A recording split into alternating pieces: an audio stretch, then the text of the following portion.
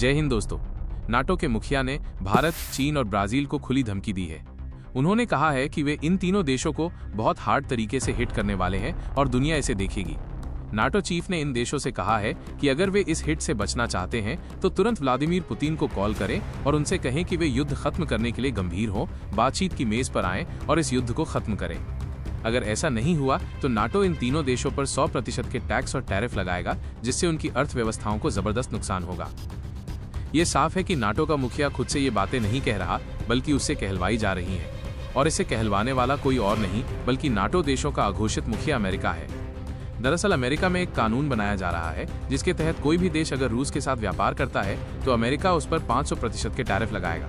यह सेग्राहम का बिल है और डोनाल्ड ट्रंप भी इसे अप्रूवल दे चुके हैं। डोनाल्ड ट्रंप अब जो बाइडेन की राह पर हैं, वो भी यूक्रेन को हथियार, एयर डिफेंस सिस्टम और आर्थिक मदद देने की बात कर रहे हैं। इसीलिए ट्रंप और उनकी टीम भारत और चीन पर दबाव बना रही है कि वे रूस को फंडिंग देना बंद करें, यानी वे रूस से कच्चा तेल, गैस या अन्य धातु न खरीदें ताकि रूस के पास पैसे न आए और वह अमेरिका और यूक्रेन की शर्तों पर युद्ध खत्म करने के लिए मजबूर हो जाए। यह चौतरफा दबाव बनाने की एक रणनीति है। लेकिन इस नाटो चीफ की धमकी को कितना गंभीर लेना चाहिए? अमेरिका के अलावा नाटो के बाकी देश, जिनमें स्लोवाकिया, फ्रांस, जर्मनी जैसे बड़े देश शामिल हैं, भारत और चीन पर प्रतिबंध लगाने के इस प्रस्ताव से सहमत नहीं है। अगर आपको इस धमकी को सुनकर गुस्सा आ रहा है तो बेवजह अपना खून मत जलाइए। ये आदमी एक नंबर का चमचा है। ये नीदरलैंड का प्रधानमंत्री पद का चुनाव हार गया था और बाद में नाटो का चीफ बनने का चुनाव लड़ा। अमेरिका के समर्थन से वो ये चुनाव जीत गया और इसीलिए अमेरिका की चाटुकारिता करता है। वो डोनाल्ड ट्रंप को लिटरली डैडी ट्रंप कह चुका है। इससे आप अंदाजा लगा सकते हैं कि ये आदमी कितना बड़ा चाटुकार है और इसे कितना सीरियस लेना चाहिए। एक बात तो साफ है कि व्लादिमीर पुतिन ने ट्रंप और पूरे नाटो देशों को हताश कर दिया है। उनकी एक नहीं चल रही। ट्रंप जो कहते थे कि 24 घंटों में युद्ध खत्म करवा देंगे और पुतिन उनके दोस्त हैं, उसी व्लादिमीर पुतिन ने पिछले 6 महीनों में ट्रंप को ऐसा रगड़ा है कि ट्रंप न घर के रहे हैं न घाट के।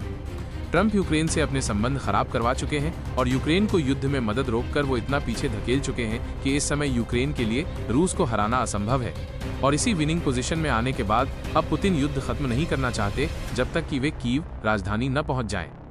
इसीलिए ट्रंप मजबूरी में आकर जहां देखे वहीं अंधाधुंध तीर चलाए जा रहे हैं कि कहीं तुक्का बैठ जाए और किसी तरह युद्ध खत्म हो और उनकी लाज बचे। वरना एक बात तय है, वो अमेरिकी इतिहास के ऐसे राष्ट्रपति बनेंगे जिसके कार्यकाल में यूक्रेन का युद्ध न सिर्फ अमेरिका हारा बल्कि यूक्रेन पर रूस का कब्जा होने दिया और उसके बाद रूस जो पूरे यूरोप पर हावी होगा वो किसी से झेला नहीं जाएगा। यही कारण है कि नाटो और अमेरिका दोनों अंधाधुंध बयान दे रहे हैं। लेकिन यूरोप के जो समझदार देश हैं, चाहे वो ब्रिटेन, जर्मनी या फ्रांस हो, वे ऐसे बयान नहीं दे रहे हैं। उन्हें पता है कि यूक्रेन पहले ही ट्रंप की बेवकूफ़ी की वजह से हाथ से निकल चुका है।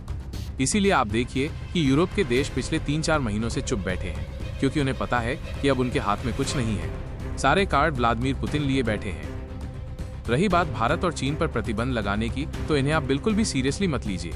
डोनाल्ड ट्रंप एक लोटा आदमी है, जैसा कि यूपी में कहा जाता है, जो किधर भी लुढ़क जाता है। पता नहीं वो लोटा पानी का किस तरफ लुढ़क जाए। आज वो बयान दे रहे हैं कि प्रतिबंध लगा देंगे, कल को ये भी बयान आ सकता है कि भारत और चीन ने रूस से कच्चा तेल और गैस खरीदा, इससे दुनिया में इन्फ्लेशन नहीं हुआ, इससे दुनिया में आर्थिक तरक्की हुई।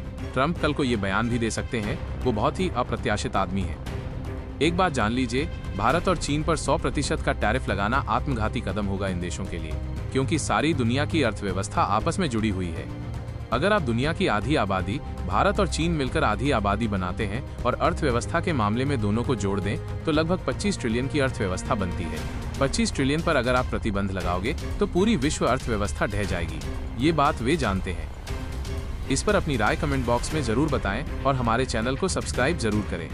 जय हिंद, जय भारत।